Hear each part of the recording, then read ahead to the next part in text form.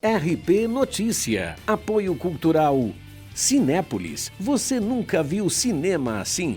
Hoje é quinta-feira, dia 7 de abril. Está no ar o RP Notícia e nesta edição você vai ver. O assunto do momento é a gripe H1N1, mas nas farmácias e supermercados de Jundiaí, a população também se mostra preocupada com a Aedes aegypti, tanto que faltam repelentes.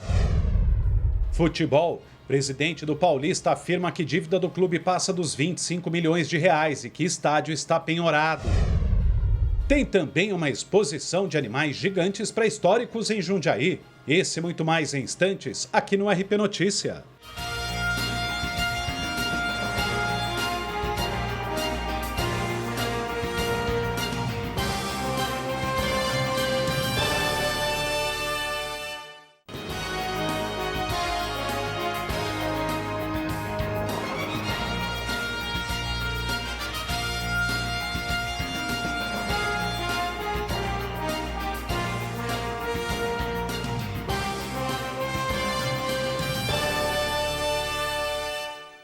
Boa noite. Dia 30 de abril é o dia D da vacinação em todo o Brasil contra a gripe H1N1. A vacinação é direcionada apenas aos grupos prioritários: crianças entre 6 meses e 4 anos, pessoas a partir dos 60 anos, gestantes e puérperas, mulheres que tiveram filhos nos últimos 45 dias, funcionários do sistema prisional, pessoas com doenças crônicas e os profissionais da saúde pública. As pessoas com doenças crônicas podem se vacinar mediante apresentação de prescrição médica. Por conta do aumento dos casos de H1N1, a Secretaria Estadual da Saúde antecipou a campanha em 39 cidades da Grande São Paulo e na capital, que estão com o surto da doença. Para as demais cidades, o calendário segue o mesmo, com início no dia 30 de abril. No ano passado, a campanha imunizou 84,3% do público-alvo, ultrapassando a meta de vacinar 80%, formado por 49,7 milhões de pessoas consideradas com mais riscos de desenvolver complicações causadas pela doença. De acordo com o Ministério da Saúde, o medicamento é contraindicado apenas a pessoas com histórico de reação anafilática em doses anteriores e a quem tem algum tipo de alergia grave à proteína do ovo. Bom, e o assunto durante toda esta semana foi a gripe H1N1. Porém, uma outra complicação e que tem deixado as pessoas com medo é o mosquito Aedes aegypti, causador da dengue, do zika vírus e também da chikungunya. Por isso, ainda é difícil encontrar repelentes nas farmácias e nos supermercados. E a população deve ficar atenta aos rótulos dos produtos para não ser enganada. As epidemias de dengue e zika fizeram disparar as vendas de repelentes em todo o país. O segmento registrou um avanço de 50% no faturamento nos últimos meses. Os produtos se esgotam rapidamente das farmácias e supermercados. Eu ia com meu marido em todas as farmácias e não encontrava esse repelente para grávida. E toda farmácia que eu ia, o pessoal falava que o lote estava indo para o Nordeste, né? Que aqui estava muito difícil de encontrar. Fui encontrar agora no final da gestação. Devido agora ao mosquito do zika vírus, então virou uma febre, né? Então muita procura, principalmente o que contém icaridina, que ele combate o mosquito do zika. A farmacêutica Eliane afirma que alguns repelentes não garantem a proteção em horas prometidas no rótulo. Lembra que o mosquito tem hábitos diurnos, portanto, os períodos da manhã e da tarde são os que exigem atenção redobrada. O correto é você passar 3 vezes por dia. Tem repelente que fala no rótulo que a duração é de 10 horas, mas é mentira. Então você tem que estar passando. O ideal é 3 vezes por dia. Mas assim, exposto, que nem de manhã, quando chove bastante também, aí é bem perigoso, né? Então tem que estar retocando. E uma dica que eu acho bacana é passar em cima da roupa. Porque muita gente não passa, né? Tá de camisetinha, então não passa por baixo. Mas é bacana que às vezes você tá com um tecido fininho, que ele pode picar sim. Além disso, com o aumento dos casos de dengue e zika, é importante o uso dos repelentes com segurança.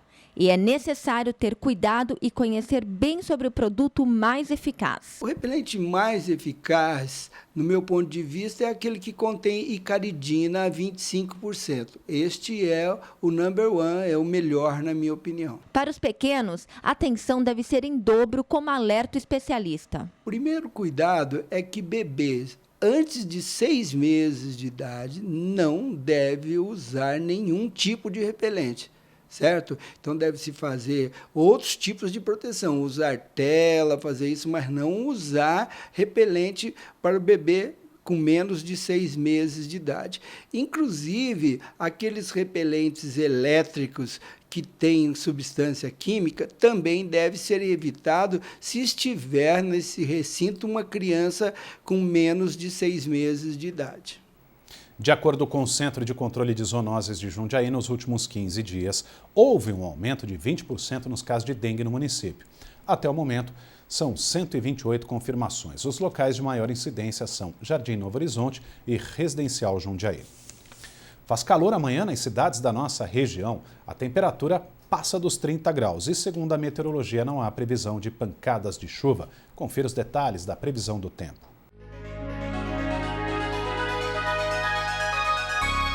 A cidade de Jundiaí amanhece com sol nesta sexta-feira. À tarde esquenta bastante e a temperatura chega aos 30 graus. De madrugada faz 16. Também não há previsão de pancadas de chuva para amanhã em Cabreúva e as temperaturas oscilam entre 19 e 32 graus. Já em Louveira, a máxima prevista é de 31 no período da tarde. De manhã faz 16. O sol brilha forte durante todo o dia e não chove. E na cidade de São Paulo, a sexta-feira também será de muito calor. A máxima fica nos 32 graus. De madrugada, os termômetros registram 21. O sol brilha forte e, segundo a meteorologia, não há previsão de pancadas de chuva. No próximo bloco aqui da RP Notícia, você vê que falta menos de um mês para o eleitor acerte as contas junto à Justiça Eleitoral. Tem também os comentários econômicos. Voltamos em instantes.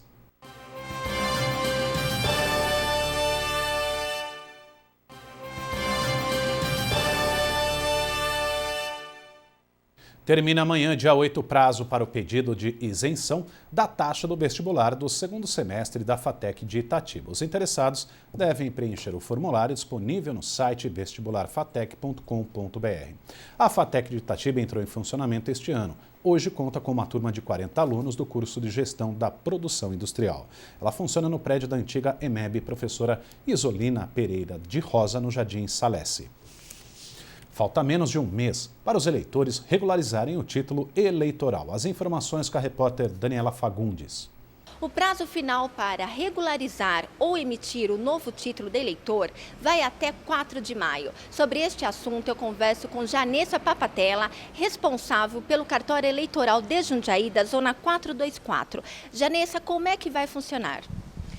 Eleitores que querem tirar o título pela primeira vez, transferir o título ou mudar de local de votação, têm até 4 de maio para poder regularizar ou vir aqui solicitar a via do seu título.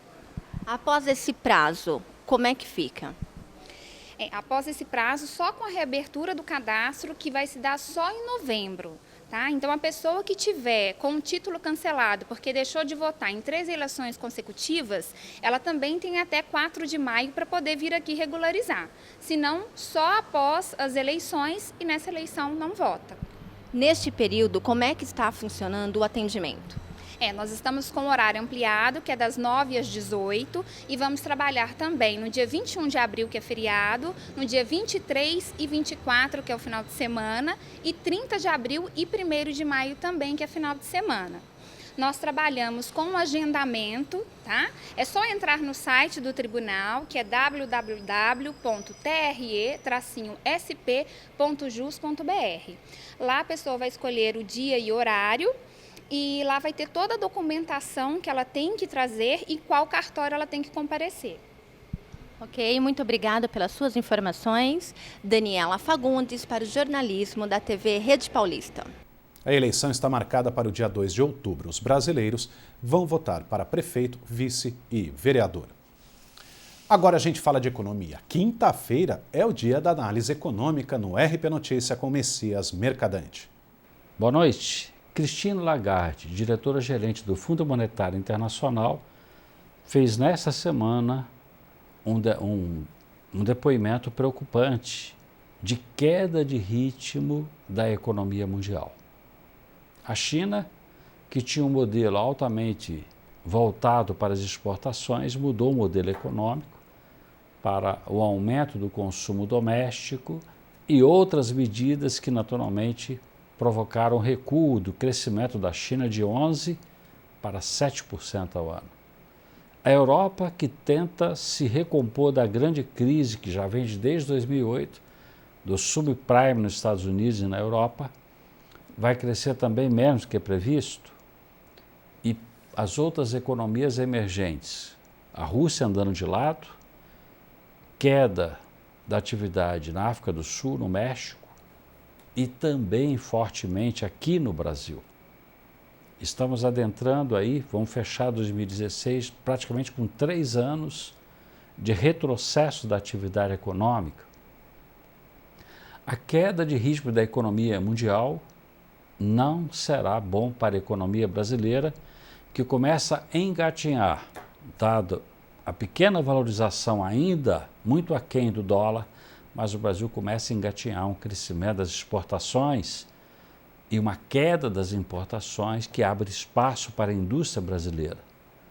Mas a instabilidade política, com os números negativos que todos os dias vão solapando a economia brasileira, deixa no ar um nível de grande preocupação da possibilidade de que o país realmente possa ter uma grande depressão econômica neste ano, com efeitos nefastos para a economia, com fechamento de grandes empresas, fortemente crescimento do desemprego e queda da arrecadação, agravando a questão fiscal do país. É preciso que haja um equacionamento da questão política no país para que a governabilidade possa realmente ser mais eficiente. É um processo de causa e efeito. A economia anda muito mal e afeta o ambiente político. A instabilidade política afeta a atividade econômica e o governo realmente fica aí mar adentro, sem uma bússola e sem um porto seguro onde ancorar o navio Brasil. Uma situação complexa, difícil e com grandes prejuízos aos empresários que fecham seus negócios e aos trabalhadores que perdem seus empregos e ficam com a desesperança da possibilidade de voltar a trabalhar no nosso país. Uma boa noite. No próximo bloco aqui da RP Notícia, a gente fala de futebol. A diretoria do Paulista não sabe o futuro do clube para os próximos meses. Tem também uma exposição de animais marinhos em um shopping de Jundiaí. Até já!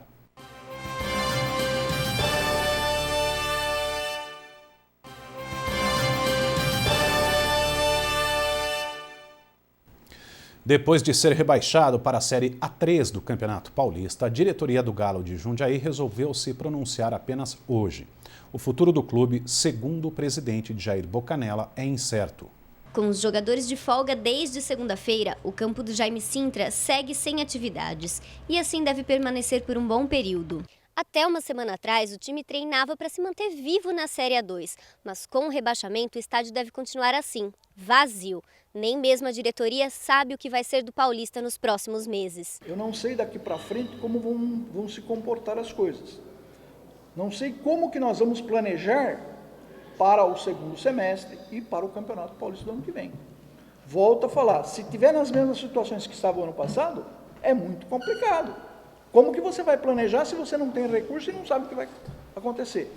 Sem dizer que a cota da Série A3 é bem menor do que a cota da Série A2. E eu, sinceramente, não sei dizer hoje, de sã consciência, se nós temos suporte para disputar uma Copa Paulista. E foi na manhã desta quinta-feira que o silêncio foi quebrado pela diretoria. O presidente convocou uma coletiva de imprensa e explicou os motivos de até então não ter se pronunciado. Eu não quis falar antes, na segunda ou na terça-feira, porque eu estava com isso tudo engasgado e eu tinha medo de falar algumas bobagens.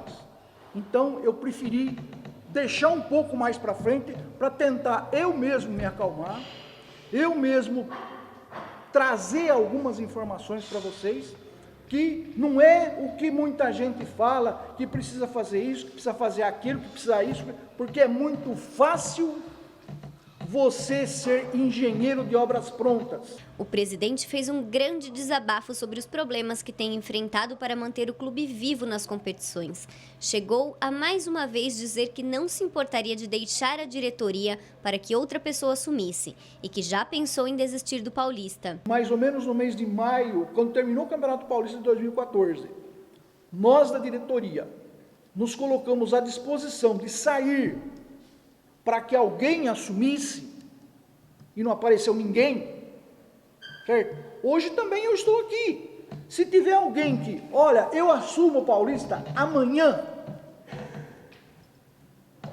eu não tenho nada que falar, não, eu não saio, eu saio. Para ele, o estádio vazio muitas vezes demonstrou a falta de apoio da torcida, que por outro lado faz grande pressão para resultados. Ele diz ainda que o time precisa dos torcedores. O Paulista precisa e muito da torcida dele, precisa e muito, porque clube sem torcida não é ninguém. Agora, o que não pode é o clube sustentar a torcida. Eu gosto muito da nossa torcida.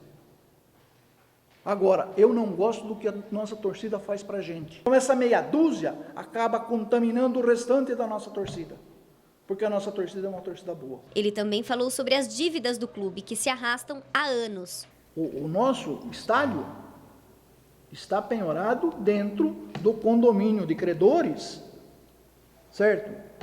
Que poderá acontecer num futuro para nós a mesma coisa que está acontecendo com o Guarani hoje. Eles já tentaram vender aquele estádio algumas vezes e não conseguiram. A dívida geral do Paulista, incluindo tudo, deve estar por volta de uns 25 a 27 milhões.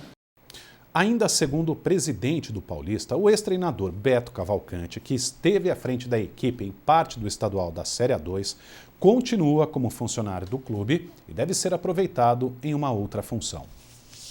Os moradores da região vão poder conferir este mês uma exposição sobre animais marinhos que viveram antes mesmo dos dinossauros. Uma viagem pela pré-história. São 16 peças com até 10 metros de comprimento. Além de reprodução de fósseis e de pedaços dos esqueletos dos animais, as réplicas da exposição têm painéis informativos em espanhol e português. Nós falamos trazer uma exposição com temática cultural, científica e educativa. Essa é totalmente nova, não está em nenhuma parte do mundo, nós não levamos a Europa, nem a Colômbia, que são os países que nós normalmente circulamos, e é inédita no Brasil e a primeira vez na região de Jundiaí. Quem passar por aqui terá uma experiência única e gratuita que envolve ciência, cultura e entretenimento. Conferir de pertinho réplicas em tamanho real, como crocodilos, peixes, lulas, tubarões, entre outros gigantes marinhos. Eu vim aqui não só em busca de conhecimento, como também, assim, eu não sabia que existia animais tão grandes como esse. Nunca eu poderia imaginar, né? Inclusive falei com a minha mãe, minha família, nós iremos vir todos aqui, porque adquirir o conhecimento, principalmente trazer as crianças, é muito, muito bom. As réplicas têm como base fósseis pré-históricos encontradas no fundo do mar e na terra, em regiões que anteriormente eram banhadas pelo mar. Temos especialmente esse que é o Kronosaurus, e o Kronosaurus é que as crianças vão conhecer, porque ultimamente apareceu um filme de Jurassic Park, o último filme, e tem na grande piscina, tem um animal, um peixe grande que pega o outro mais pequeno, e o Kronosaurus, o crânio que temos aqui, é justamente desse animal. E são animais pré-históricos que habitavam anteriormente, inclusive, que os dinossauros. E as crianças todos conhecem dinossauros. Mas imagina, esses são anteriores. Estamos falando de 400 milhões de anos e os dinossauros 250. Isso é muito gratificante porque você traz pessoas de diferentes faixas etárias. Crianças, famílias, escolas, familiares, grupos de terceira idade, grupos de fotografia. Isso é muito grande. Você consegue aumentar o fluxo do shopping e trazer um entretenimento gratuito.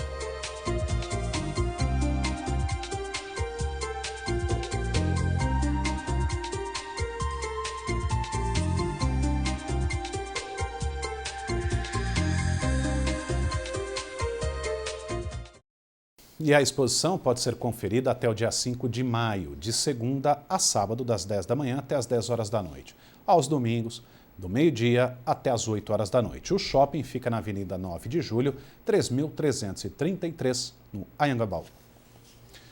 E termina aqui o RP Notícia. Outras informações da região você encontra no nosso portal rpnoticia.com e também durante a nossa programação. Uma ótima noite para você, a gente se vê amanhã.